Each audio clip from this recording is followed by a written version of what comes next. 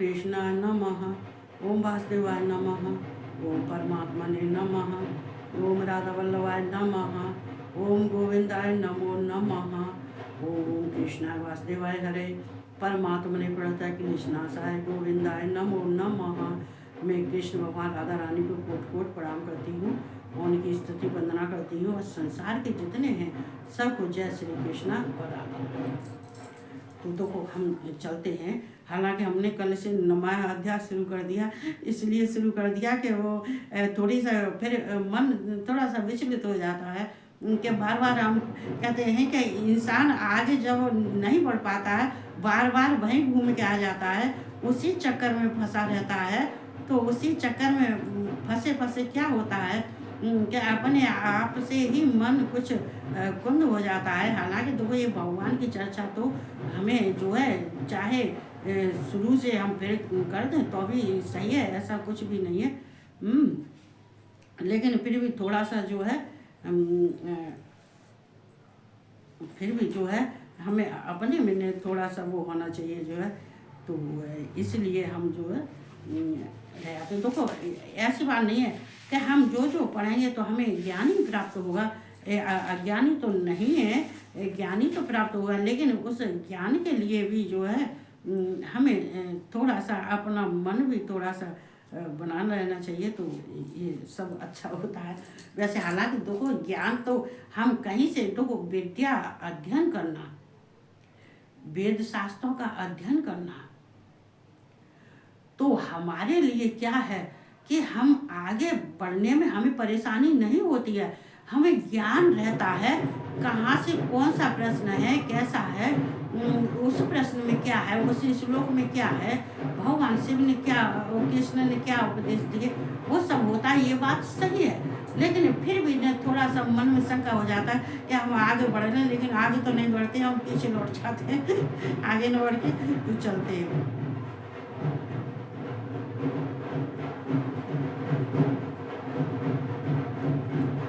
राज विद्या राजगुहम पवित्रमिदं उत्तमं प्रत्यक्षामगमं धर्म्यंग सुसुमुखम कर्तम व्ययम।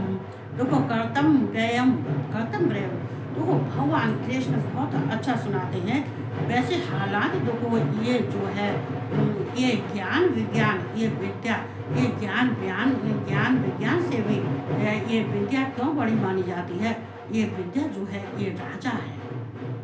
तो यहाँ पर देखो भगवान कृष्ण का जो गोपनीय, कल से हमने कहा था ये गोपनीय रहस्य कौन सा है कृष्ण भगवान का, सो उपदेश जो अर्जुन को देना चाहते हैं वो उपदेश जो है आज इसमें मतलब भगवान कृष्ण ने दे दिया है।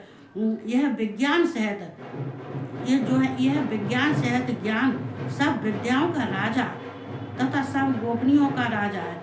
मतलब ये सब ये ज्ञान विज्ञान, ये विज्ञान सहित ये ज्ञान जो सब विद्याओं का राजा क्यों और ये गोपनीयों का राजा क्यों कहा गया है। देखो बहुत समझने वाली बात होती है। हम तुम्हें अगर किसी से कोई बात कहते हैं, कोई रहस्यमयी बात होती है, कोई गोपनीय बात होती है, तो किससे कहेंगे, हम उससे कहेंगे जो कहने लायक है, जो सुनने लायक है, उसी से कहेंगे जो है मतलब। और जिसको इस गोपनीय रहस्य की जरूरत है, तो इस गोपनीय रहस्य की जरूरत किसको है, अर्जुन को है। और ये गोपनीय रहस्य क्या है जो भगवान कृष्ण अर्जुन को देना चाहते हैं। भगवान कृष्ण अर्जुन को कहते हैं कि जो हमारा गोपनीय जो रहस्य है, जो गोपनीय ज्ञान है, जो गोपनीय बात है, वो जो तुम्हें बताना चाहता हूँ वो उसको कहते हैं ये ज्ञान। इसी को विज्ञान को ज्ञान कहते हैं, इस ज्ञान को विज्ञान कहते हैं। लेकिन इससे भी बड़ा श्रेष्ठ कौन है, राजा कौन है, ये विद्या है। ये विद्या क्यों है, क्योंकि ये विद्या और अविद्या दो होती है। विद्या और अविद्या, अविद्या क्या होती है, ये अविद्या अज्ञान होती है और विद्या ज्ञान होती है। तो ये ज्ञान जो है, ये विद्या, ये सबसे श्रेष्ठ है, ये राजा है। लेकिन अब गोपनीय रहस्य क्या है, भगवान का गोपनीय रहस्य है कि जो कृष्ण कहते हैं कि मुझे पाने के लिए मनुष्य को अंदर जो है जो अज्ञानता है, जो उसको ज्ञान नहीं है, तो उसको वो मुझे नहीं प्राप्त कर सकता है।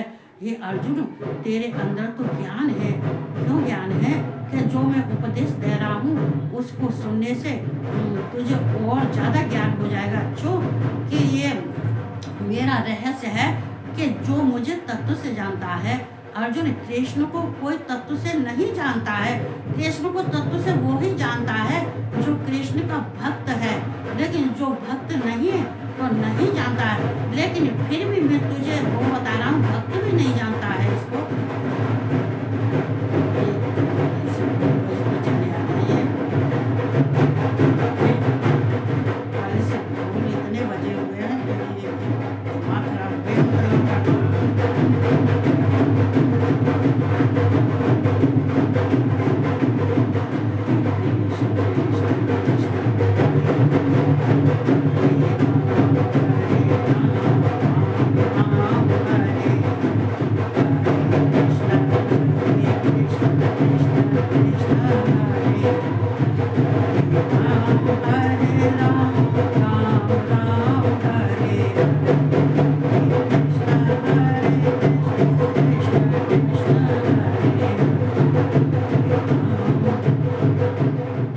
तो यहाँ ये गोपनीय का राजा, ये विद्याओं का राजा, सब गोपनीयों का राजा है।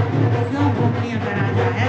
क्या ये जो मेरे जो है ये गुण है, वैभव है, और मेरे स्वरूप को जानता है, मेरे वैभव गुण को जानता है, मेरे ऐश्वर्य को जानता है, और मेरी माया को जो जानता है, वो जानने वाला होता है। तो वो ही मुझे जान सकता है। और वो उसके बिन तो कोई ज्ञानी हो, चाहे दान करे चाहे पुण्य करे, उससे मैं प्राप्त नहीं होता हूँ, ना ही मुझे पहचान पाता है। मुझे तो केवल मेरे भक्ति में मेरे तत्व को जो जान जाता है, जो मेरे अंदर मैं निराकार भी हूँ, साकार भी हूँ, मैं निर्गुण भी हूँ, मैं ब्रह्म भी हूँ, मैं ये परमात्मा हूँ, परमेश्वर भी हूँ, और मैं सृष्टि करता भी हूँ, पालन करता भी हूँ, संहार करता भी हूँ। जो मुझे इस तरह से सब जान जाता है कि ये सब गुण किस में होते हैं, ये सब गुण ब्रह्म में होते हैं, परमात्मा में होते हैं, जो ईश्वर होता है उसमें ये गुण होते हैं। तो इन गुणों से अगर वो मुझे जान जाता है तो ये उसके लिए ये सबसे बड़ा ये गोपनीय रहस्य यही है। इसलिए तू हे अर्जुन, तू जो है तू और किसी को तुझे जानने की जरूरत नहीं है। तू केवल मुझे देख और मेरे रहस्य को जान कि मैं कौन हूँ, मैं किस किस रूप में दिखाई देता हूँ, मैं जहाँ कहीं भी होता हूँ वहाँ किस किस रूप में तू मुझे देख सकता है, पहचान सकता है। और तो ये सब जानने के लिए ये सब गोपनीयों का यही रहस्य गोपनीयों का राजा है। अति पवित्र, अति उत्तम, प्रत्यक्ष फल वाला भी है। और ये रहस्य जो मेरा है, ये जो गुप्त रहस्य है, जो मेरा स्वरूप है, ये अत्यंत पवित्र है, ये शुद्ध है, ये पवित्र है। और मेरा जो स्वरूप है ये श्रेष्ठ है। ये कहते हैं आम इंसान जैसा नहीं समझना चाहिए। ये जो ब्रह्म स्वरूप, ये कृष्ण स्वरूप, जो मेरा रूप स्वरूप है, ये श्रेष्ठ है, उत्तम है, पवित्र है। और ये फल, और ये प्रत्यक्ष फल देने वाला है। जिसको मैं प्रत्यक्ष, जो मेरे दर्शन कर लेता है, जिसको मैं प्रत्यक्ष दर्शन दे देता हूँ, तो उसको ये मालूम पड़ेगा, उसको ये फल मिल गया।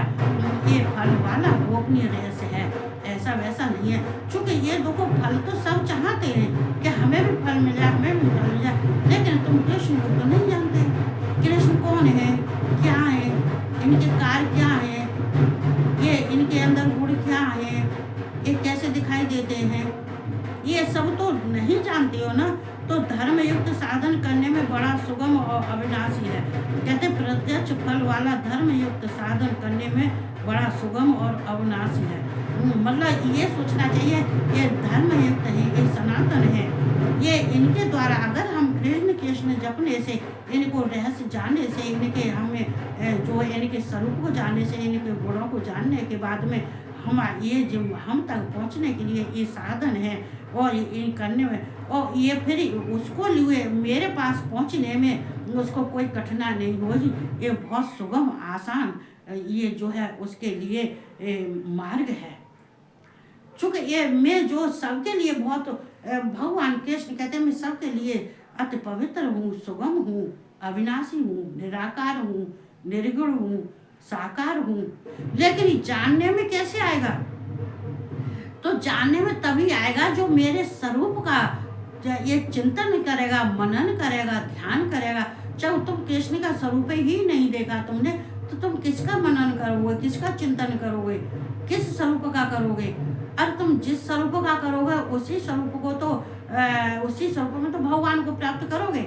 लेकिन कृष्ण का ध्यान करते समय पर ये जो कृष्ण भक्त हैं, कृष्ण का ध्यान करते समय पर केवल कृष्ण का ही करना चाहिए, वरना और किसी का नहीं करना चाहिए। चूँकि ये जो है सुगम आसान है, जो भगवान कृष्ण के स्वरूप को जान जाता है, ये बहुत बड़ा कहते हैं। फिर उसको जो जो मेहनत करता है, उसको मेहनत करने की ज़्यादा ज़रूरत नहीं है। चूँकि मेहनत तो वो ही करता है जिसको कि भगवान के बारे में मालूम ही नहीं है। और जो अगर मेरे बारे में जिसको किसी को अगर मालूम पड़ जाती है और मुझे जान जाता है, तो ये मुझ तक पहुँचने में बहुत सुगम आसान है, जो मेरे तत्व को जान जाता है। मैं अति पवित्र भी हूँ, अति श्रेष्ठ भी हूँ, मैं दिव्य हूँ, मैं अविनाशी हूँ, मैं निराकार हूँ, मैं निर्गुण हूँ, मैं साकार हूँ, मैं ब्रह्म हूँ। ये सब जानने के लिए ये ही गोपनीय रहस्य है। ये अर्जुन और किसी को नहीं बताया जाता है, हम तुझे बता रहे हैं। तुझे बहुत ज़रूरत है, इसलिए तुझे तुझे तो युद्ध करना है, तुझे तो धर्म की स्थापना करनी है, इसलिए तुझसे कुछ छिपाना सही नहीं है। इसलिए ये सब रहस्य, ये गोपनीय बात हम तुझे बता रहे हैं। तो भगवान कृष्ण ये बता रहे हैं दूसरे अध्याय के बारे में। और जो आगे का है तीसरा श्लोक है, वो मैं कल सुन कहूँगी, आज नहीं कहूँगी। चूँकि हमें जो है बस इतना इतना ही, जो हमें भी उतारने में परेशानी नहीं हो जो है, तो बस इतना कहते हुए सब खुश रहो, आनंद से रहो, मस्त रहो। और सबको जय श्री कृष्ण, राधे राधे, और सबको गुड नाइट।